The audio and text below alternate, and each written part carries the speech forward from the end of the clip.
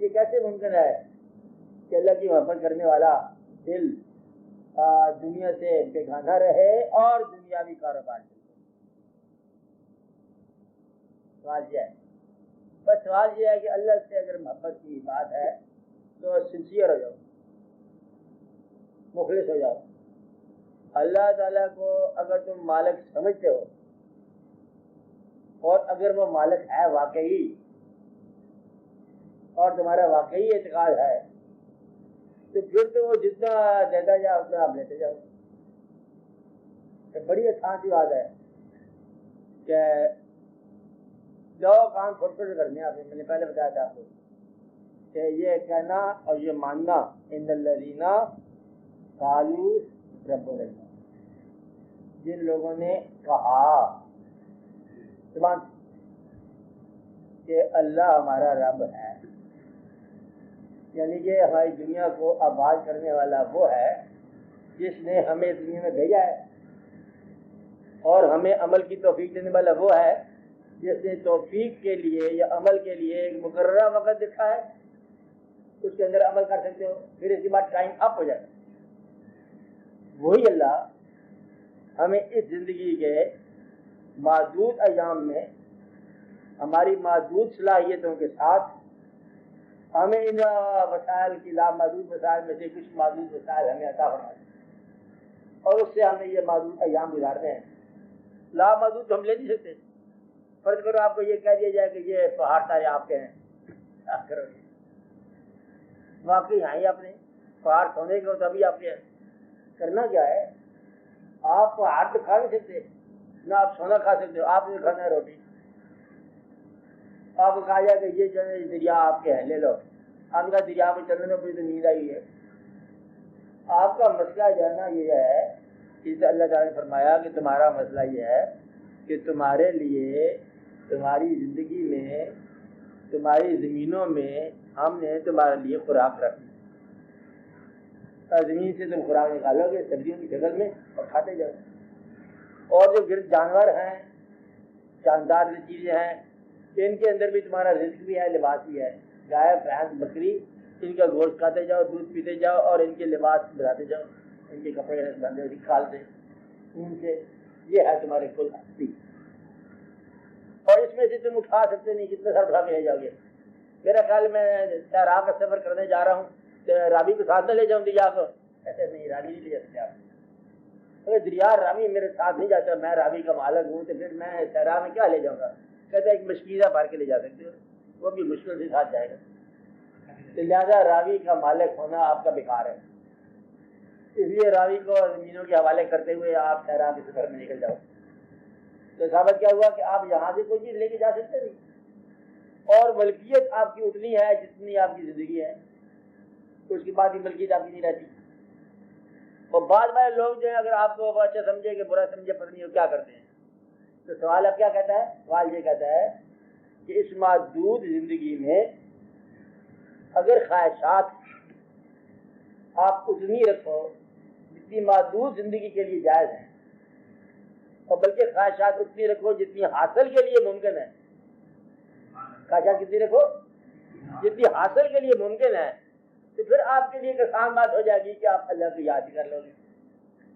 اللہ کی یاد اس وقت ہوتی ہے جب دنیاوی نعمتوں کو اللہ کا فضل سمجھ لیا جائے، یاد ہوگی۔ اگر دنیاوی نعمتیں حاصل کرتے ہو، تم نے ان کو اپنی محنت اور اپنا حق سمجھ کے حاصل کیا، تو خدا کی یاد نہیں رہے گی۔ اگر انہی وسائل کو عطا سمجھ لو تو خدا کی یاد کیا ہوگی؟ آپ نے جو کچھ کام کیا، مطلب آپ نے ابھی ڈاکٹر بنے، MBBS کیا، محنت کی تو MBBS ہے نا، تو کیا کہتے ہیں اس کا فضل تھا، مجھے MBBS کا موقع مل گیا۔ ہمارے اور بھائی ہیں ابھی تک بندے کو MBBS نہیں کرتے، یہ اور کام کرتے ہیں، یہ اس کا فضل ہے کہ میں یوں ہوں، اور اس کا یہ فضل ہے کہ تو وہ ویسے ہے۔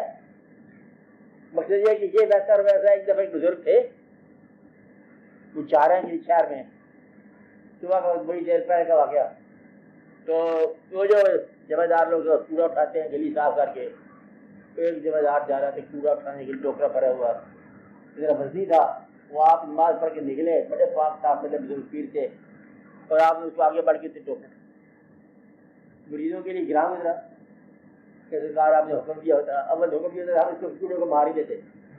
تو مریض ایسے کہتے ہیں کہ آپ نے کیا کیا، یا ہمیں حکم دیا تو ہم مجھ کر دیتے. انہوں نے کہا بات یہ ہے کہ یہ اس کا فضل ہے کہ وہ ویسا ہے اور میں ایسا ہوں. اب اس فضل کا شکریہ یہ ہے کہ اس کے ساتھ تعاون کرو. اور وہ عظیم مطلب ہے میاں صاحب شیر محمد شریف شیر کشتی والے، ان کا واقعہ قصور کے اندر واقعہ. یہ واقعہ کیوں ہوا؟ مدعا یہ ہے کہ اگر آپ اپنے حاصل کو اس کا فضل سمجھو تو پھر یہی حاصل ان کے کام آئے گا جن کے پاس حاصل نہیں ہے. تو پیسہ ہی فضل بن جاتا ہے اگر اس کے پاس جانے کے لیے بےتاب ہو جس کے پاس یہ فضل نہیں ہے. اگر پیسہ یا دنیاوی مال غرور پیدا کرنے لگ جائے، اللہ کی یاد سے غافل ہو گیا. پیسہ اور مال اگر انکساری پیدا کرنے لگ جائے تو اللہ کی یاد بن گیا.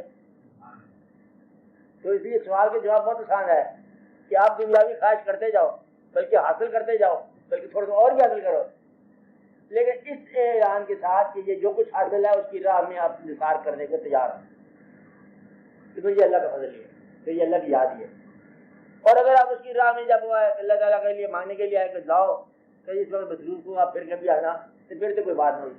تو یہ جو پیسہ ہے یہ آپ کے لیے رکاوٹ ہے. پیسہ غرور پیدا کر رہا ہے، مال غرور پیدا کر رہا ہے، تو آپ اللہ کی یاد سے معروم ہو. اگر مال آپ کو عاجزی کی ساری اور قربانی اور نثار کرنے کو تیار ہے تو یہ آپ اللہ کا فضل ہے، یہ یاد اللہ کی بن گئی، تو زندگی ہی عبادت بن گئی. تو آپ کو طریقہ جو چاہیے وہ یہ ہے کہ آپ دنیاوی حاصل کو، دنیاوی خواہشات کو ماں باپ کے استعمال میں دو، عبادت. یتیموں کے استعمال میں دو، عبادت. اور غریب اور رشتے داروں کو دو، عبادت. اگر والمسافرین اس کو دو، اور راہ مسافروں کو دو. لوگوں کے کام ہے جن کے پاس جلدی ہے، پھر یہ ساری عبادت. اللہ تو ایسا مہربانی فرماتا ہے کمال کی کہ کہتا ہے تم میں سے کوئی ہے جو قرض حسنہ دے. ایسا میں نے تمہیں دیا ہوا ہے، قرض حسنہ دو.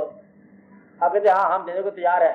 کہتا اچھا یہ ہاتھ مارے مکان والے رہتے نا اس کو دے دو، یہ مجھے پہنچ جائے گا، وصولی ہو جائے گی.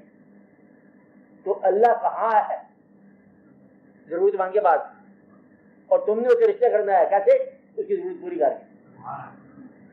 اور اگر تم مالدار ہو اور ضرورت غریب کی پوری نہیں کرتے تم اللہ کے مقابلے میں کھڑے ہو گئے، اور رو برو نہیں ہو بلکہ دو بدو ہو. بس سمجھو کہ تمہارا انجام اچھا نہیں. اگر مال تمہیں خدا کی یاد سے غافل کرتا ہے، اگر مال تمہارا اس آدمی کے پاس نہیں جاتا جس کے پاس مال نہیں ہے، تو پھر تمہارا جو فضل جس کو تم کہتے ہو آدم فضل ربی، یہ تمہارے لیے ایک مصیبت ہے اور گرفتاری ہے. تو اللہ کے بندے اللہ سے حاصل کرتے ہیں مال، یا اللہ مال دے، اور بھی دے، تھوڑا اور بھی دے، اور جتنا حاصل ہوا اتنا ان کو اول تو جو سب سے بڑا جنہوں نے حکم دیا کہ یتیم کو خدمت کرو، حکم دیا کہ زکوٰۃ دو، اور آپ کے پاس ہزارہ بدلے میں مال آیا، آپ کو صاحب زکوٰۃ ہی نہیں، زکوٰۃ تک رکھو ہی نہ، پہلے قربان کرنا. یعنی کہ تمہاروں کا فکر ہی نہیں کرنا. جتنا مال ہے وہ آج کا آج اللہ فارغ کر کے سوتے ہیں. یہ بھی ایک درویشوں کی کیٹیگری ہے کہ شام کا مال شام تک ختم کرنا، اور آگے آپ چلتے گئے. تو اللہ کی دنیا میں اللہ کے فضل کو اپنی زندگی غریب کیے بغیر بھی حاصل ہو سکتا ہے. اچھا امیر بہت اچھا ہوتا ہے، برا غریب بھی بہت برا ہوتا ہے. میں آپ کو پھر سمجھا رہا ہوں بات کہ امیر غریب کی تقسیم نہیں ہے. تقسیم کیا ہے؟ اچھا امیر اور برا امیر، اچھا غریب اور برا غریب. اچھا امیر کون ہے؟ جو اپنا مال غریب کو تقسیم کر دے. اور اچھا غریب کون ہے؟ جو امیروں کے مال کی طرف للچائی نگاہ سے نہ دیکھے، اپنے لیے فضل تلاش کرے. اگر غریب کو اللہ تعالیٰ اپنا قرب عطا کرتا ہے تو اس کے لیے اور کیا چاہیے؟ سکون پیسے میں نہیں ہے، سکون جو ہے اللہ کی یاد میں ہے، اللہ کے فضل میں. اس لیے یہ بہت آسان اور بڑے امپارٹنٹ سوال ہوا کہ انسان کو اللہ کی یاد کے لیے، کیا ایسا تو نہیں ہے کہ ہم دنیاوی جو فرائض پورے کرتے ہیں اللہ کی یاد میں رکاوٹ بن جائیں، ہم اللہ کی یاد سے غافل ہو جائیں؟ نہیں، رکاوٹ نہیں ہے. اللہ تعالیٰ جو ہے نا یہ بڑی مہربانی فرماتا ہے. مثال آپ یہ بات سمجھ جاؤ گے ایک مثال سے. اللہ تعالیٰ کہتا ہے کہ میرے علاوہ کسی اور کی محبت ایک قسم کا شرک ہے، اور محبت ہی کرنی. بہت اچھا. ہم محبت اور نہیں کریں گے. کوئی شخص کسی قسم کا دنیاوی محبت، کسی اور شے سے محبت، اللہ کے علاوہ محبت کا تیز اظہار کرے تو اللہ مائنڈ کر سکتا ہے کہ تجھے تو بڑی محبت ہے. اب آپ یہ دیکھو، یہاں آدھی دنیا کو بات سمجھ نہیں آئی. صرف اللہ سے محبت عبادت، اللہ کے بندے کسی سے والہانہ محبت شرک ہو گیا. حکم یہی ہے نا، غیر اللہ. اب آپ یہ دیکھو کہ اللہ تعالیٰ نے ایک واقعہ بیان فرمایا کہ باپ بیٹے کی محبت میں اندھا ہو گیا، بینائی سے محروم ہو گیا. یہ بڑی محبت کی بات ہے اور اللہ تعالیٰ کو بڑی پسند کی بات ہے. حالانکہ اللہ سے محبت ہوتی تو بیٹا جدھر کنویں میں جا رہا ہے اللہ جانے بیٹا جانے. تو کہا نہیں، اللہ جانے بیٹا جانے ہے، لیکن بیٹے سے میری محبت ہے. اور محبت کا کیا ثبوت ہے کہ بینائی چلی گئی. اور اللہ تعالیٰ نے اس محبت کو اتنا قبول کیا کہ بیٹے کی قمیض سے اب بینائی واپس آ گئی. یوسف علیہ السلام آپ کو یاد ہوگا، آسنل قصص ہو گیا، واقعہ بہت خوبصورت ہو گیا. تو اللہ تعالیٰ کو وہ محبت اپنے علاوہ سے اتنی پسند آتی ہے کہ اگر اس کے اندر وہ خلوص اور اللہ کی راہ کے لیے ہے. پیغمبر سے محبت کیا ہے؟ اللہ کی محبت. پیغمبر سے کسی اللہ کے بندے کی محبت کیا ہے؟ اللہ سے محبت. اور اللہ کے نبی سے اگر محبت ہوگی تو یہ اللہ کی محبت ہے. تو وہ لوگ جو اللہ کی محبت تو سمجھتے نہیں ہے، لیکن حضور پاک کی محبت میں انوالوڈ ہیں، اتنے گہرے گم ہو گئے، شرک ہوا کہ ایز اللہ ہوئی. آپ بات سمجھ رہے ہیں؟ کیونکہ یہ واقعہ ان کو سمجھ آ جاتا ہے کہ کیا ہے. اب غیر اللہ اور شرک کی بات یہ ہے، ہر وہ محبت جو آپ کو اللہ کی راہ سے ہٹا دے وہ غیر اللہ ہے. چاہے آپ نماز ہی لے لو، اللہ کی راہ سے ہٹا دو. کہتے میں نماز پڑھنے جا رہا ہوں، کہتے اس وقت اللہ کو تمہاری جان چاہیے، کہتے جان تم لوگ دو تو میں تو نماز پڑھنے جا رہا ہوں. میرا مطلب ہے کہ یہ آدمی جو ہے نا پڑھی اللہ کو ہی مانتا ہے. تو اللہ کی راہ میں قربان ہونے والے، اللہ کی راہ میں چلنے والے، اللہ کی راہ میں نثار ہونے والے، یہ مقام آ گیا. محبت کا تقاضا یہ ہے کہ اس کی راہ میں چلنے والے. تو اللہ سے محبت کرنے والے جو ہیں وہ اللہ کے بندوں سے